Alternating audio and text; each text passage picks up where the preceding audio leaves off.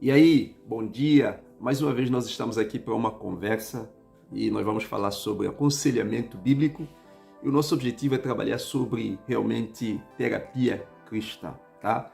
Então, seja você um ou uma terapeuta cristã.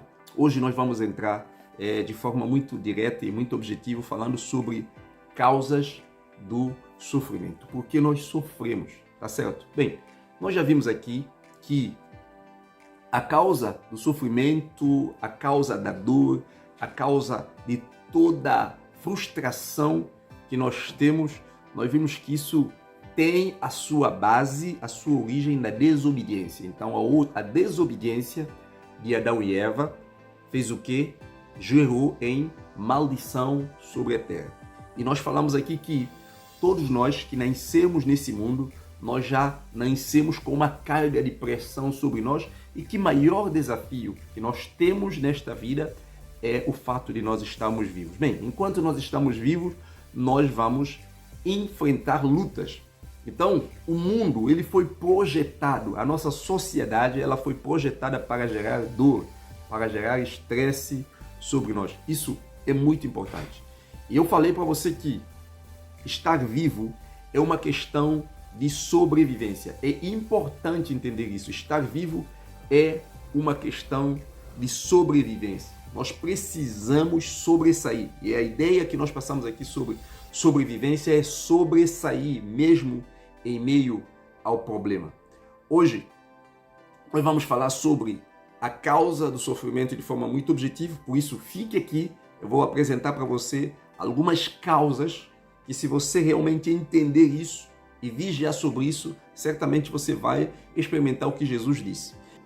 Então, Jesus, ele disse que ele veio para nós termos vida e nós temos vida em abundância. E eu gosto de dizer que, em outras palavras, Jesus quer nos dizer o seguinte: não basta estar vivo. O importante não é estar vivo. O que vale a pena é viver a vida de forma plena. Então, ele próprio veio para que nós tenhamos vida e tenhamos vida em abundância. Então, a mensagem de Jesus é: não basta estar vivo, mas é importante desfrutar de uma vida plena. E então a gente entende que o sofrimento faz parte da vida fora de Deus. E Jesus então vem para nos conectar novamente com Deus, porque em Deus nós ressignificamos tudo, em Deus tudo que nós temos é vida. E a pergunta que você fazia aí, Sanu, então, uma vez que eu tenho Jesus, eu já não terei mais lutas, não terei mais sofrimento? Essa é a grande verdade. Quando você tem Jesus e entende realmente o papel, a importância disso aqui sobre a sua vida, você vai entender que sim, Jesus veio para te fazer sobressair em meio aos problemas. Sim, você vai ter lutas, você vai ter problema, porém você vai sobressair em meio aos problemas. Presta bastante atenção. É importante que você entenda uma coisa. Observa só.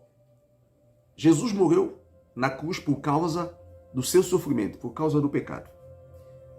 A igreja, ela só existe na terra para ajudar o ser humano a encontrar luz, a encontrar caminho para viver a vida de forma que agrada a Deus e livre de toda opressão, de todas daquelas doenças que nós vivemos hoje. Por isso, o nosso grande desafio aqui na terapia cristã, na nossa caminhada, é nos ajudar a combater essas doenças modernas. Como combatemos essa doença moderna? Então, se você vai entender, se você parar para prestar atenção, e eu quero que você preste atenção nisso, é muito importante entender que o assunto do sofrimento humano é a causa da morte de Cristo. É muito importante entender que o assunto do sofrimento humano é a causa da morte de Cristo. É a razão por que nós temos a Bíblia como nós temos hoje. É a razão pela qual o Espírito Santo veio para habitar no ser humano, para ser conselheiro, para ser guia, para ser refrigério, para ser aquele que advoga, aquele que defende. Então você tem muitos recursos divinos em seu favor. Deus dispensou para nós muitos recursos divinos. E eu quero te dizer uma coisa: Deus não vai fazer nada por você. Deus já fez tudo por você. E nós vamos entender isso hoje, sobre a causa do sofrimento ou sobre a causa das doenças modernas. Então, tudo isso que eu te falei aqui é para te dizer e para te provar que Deus, sim, Deus é o único e maior interessado na sua bênção, na sua cura, na sua libertação. Tá certo? Por isso, se Deus é o maior interessado, se Deus realmente é o único que está preocupado em seu bem-estar, a pergunta que eu te faço é: você conhece a Deus? É importante refletir sobre esse assunto. Você conhece a Deus? Por exemplo, eu conheço Neymar, eu conheço Cristiano Ronaldo, eu conheço o Putin, mas como eu os conheço? Eu os conheço de ouvir falar, eu os conheço através da mídia, eu os conheço através dos relatos que eu ouço de terceiros, mas eu não os conheço, certo? Eu sei muito acerca da vida deles, mas eu não os conheço como pessoa. Se eu te perguntar por que Putin está fazendo o que está fazendo, você conseguiria me responder isso? Obviamente não. Se você não consegue responder por que a pessoa faz o que faz, é prova evidente de que você não conhece. Porque quem consegue explicar o porquê das ações da outra pessoa, sim, essa pessoa conhece a outra pessoa, porque ela fala com outra pessoa. A pergunta que eu te faço: você conhece Deus? Essa pergunta não é se você conhece algo acerca de Deus. A pergunta não é se você conhece doutrina da teologia. A pergunta é: você conhece Deus? Isso é muito importante. Então, preste bastante atenção na sua relação com Deus. Como está a sua relação com Deus? Como está a sua intimidade com Deus? Você conhece Deus? Reflita nisso e enquanto isso, vamos aqui conversar. Bem, há uma realidade que nós precisamos entender quando nós estamos a falar de doenças modernas, tá? Quando nós estamos a falar de depressão, quando nós estamos a falar de ansiedade, quando nós estamos a falar de todos esses transtornos que nós vemos aqui. É importante nós sabermos que a depressão, a ansiedade são problemas antigos, mas tão antigos que nós já vemos, nós encontramos na Bíblia Deus lidando com essa situação através dos seus filhos, através dos seus servos, através do seu povo. O povo de Deus já enfrentou esse problema. Os problemas que nós estamos enfrentando hoje, na atualidade, na antiguidade, o povo de Deus já passou por elas. E se eles já passaram por elas, é preciso irmos à fonte, à Bíblia, para nós então vermos como Deus lidou com essa situação, ou como Deus ajudou essas pessoas a lidarem com essa situação, como Deus ajudou o seu povo a lidar com essa situação. E há uma coisa na Bíblia que me impressiona muito, é a maneira como ela é direta, é a maneira como ela é clara. E uma coisa, a Bíblia não tem ensino só por preceitos, mas ela tem ensino por vivência. Ela nos ensina através da vida de outras pessoas. Isso é muito importante. Por isso, na Bíblia, nós encontramos expressões dessa verdade em termos de experiência humana. Na Bíblia, nós encontramos expressões dessas verdades. Que verdade você está falando? De sofrimento, da depressão, da ansiedade. A gente vê a Bíblia, a gente encontra, a gente ouve relato na Bíblia através de homens e mulheres de Deus falando isso em termos de expressão humana. Por exemplo, em Salmo 42, 43, você vai encontrar essa expressão: por que está batida, ó minha alma? Por que está batida, ó minha alma? Por que tu perturbas dentro de mim? Observa, nós estamos a falar de problema de alma, de problema de falta de paz interior.